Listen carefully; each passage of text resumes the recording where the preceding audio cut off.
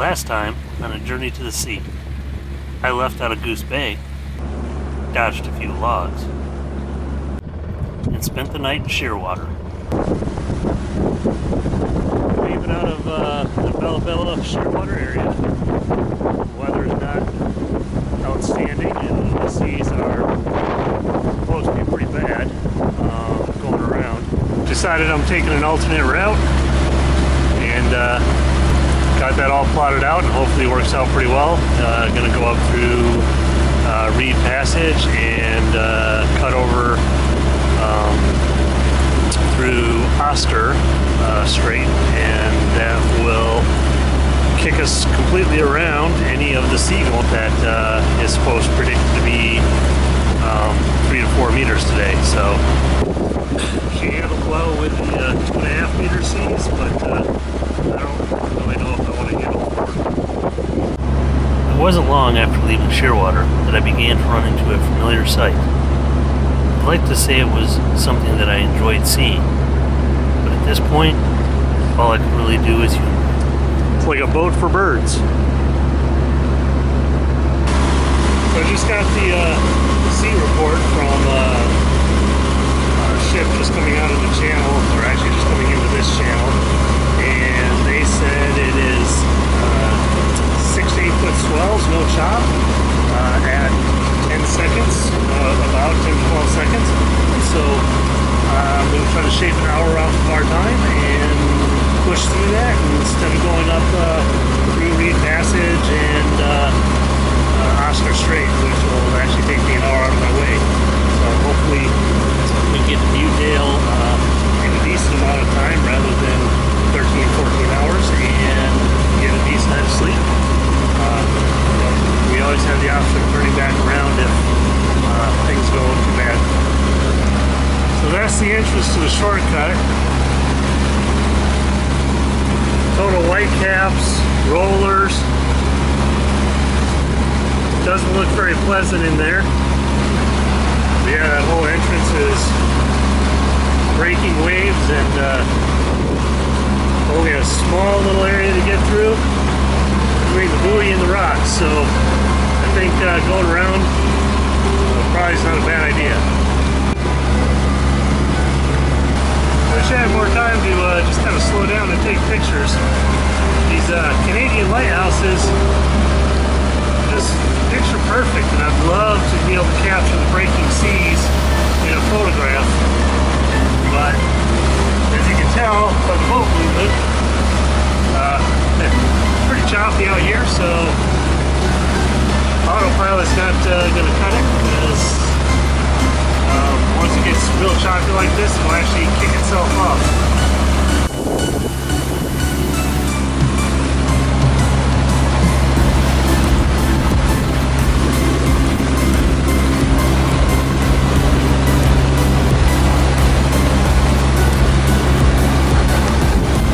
People ask me what it's like to be out on the ocean. It's kind of an interesting feeling because you get in these troughs and you end up with like 8-foot tall wall of water coming at you. You just got to realize that your boat will make it over.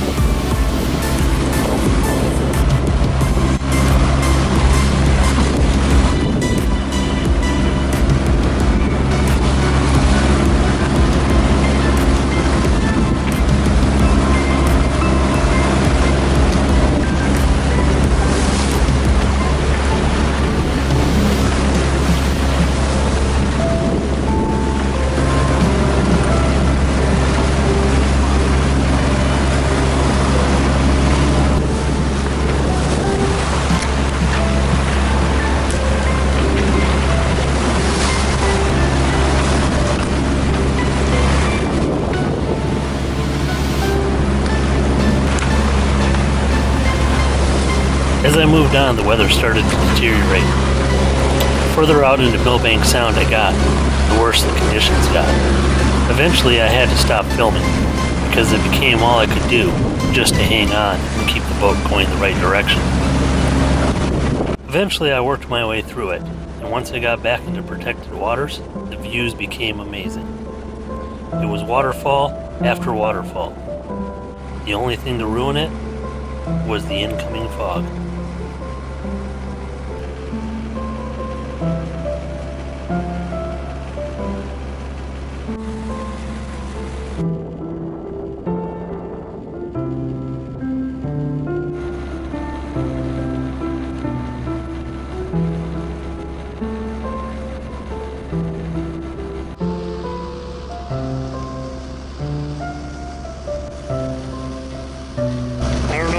But I see nothing.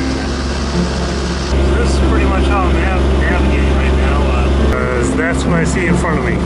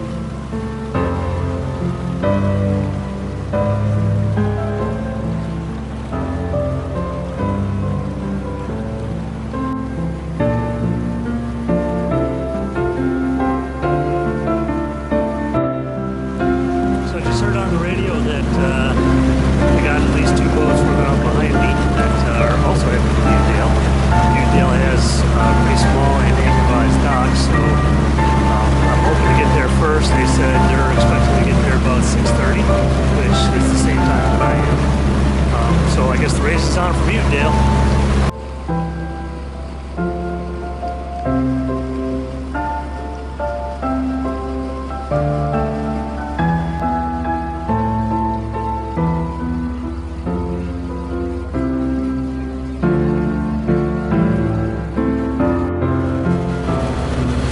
This is how you get welcomed to Butedale. Entering the harbor.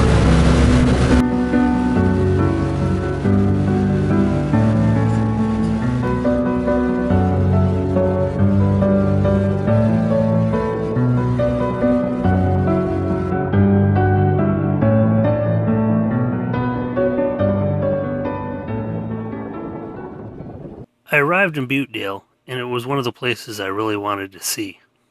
The cruising guide said the historic Butedale Cannery ruins are located on Prince Royal Island at the south end of Fraser Reach. The waterfalls are beautiful, but the site is in an advanced state of disrepair. Caretaker Corey Lindsay welcomes visitors and lives on site full-time. Corey's dog Buddy is part of the welcoming committee. It is not shy about jumping on board your boat. I did meet Buddy, but he didn't jump on my boat. The last couple boats pulled in for the night, and Corey was more than willing to give us all a tour. It started out with a pump house. This meant traversing a bridge that could only support one person at a time. Corey assured us if the dog ran back and forth, it could support him too.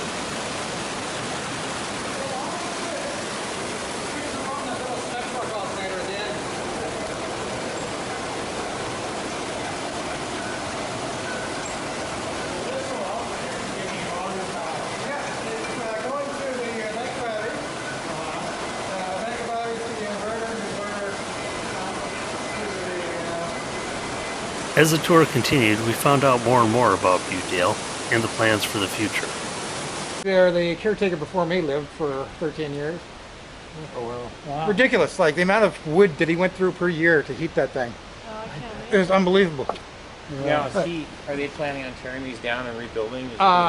This building and this building will come down. I have what I bought. The foundation of this building will have a management, like a much smaller management building built up. The cleanup is this summer. So where the bunkhouse comes down, the cookhouse comes down, wreckage comes off the machinery, the ice making houses come down. A previous building. Yeah. No, we're keeping the 2 cabins at the top of the hill, keeping the powerhouse behind one of the cabins, and keeping the warehouse. And the big What was the plywood for? it was just to keep the momentum up because it was powered by a hydro turbine. This was the ammonia compressor for the refrigeration pump. As Corey talked, it became apparent that the plans for Butedale were to turn it more into a reservation or a resort. There was talk about hot tubs and pools, a heated pool, better housing for guests, and improvements to the dock. I really love historical places, and I love exploring the ruins.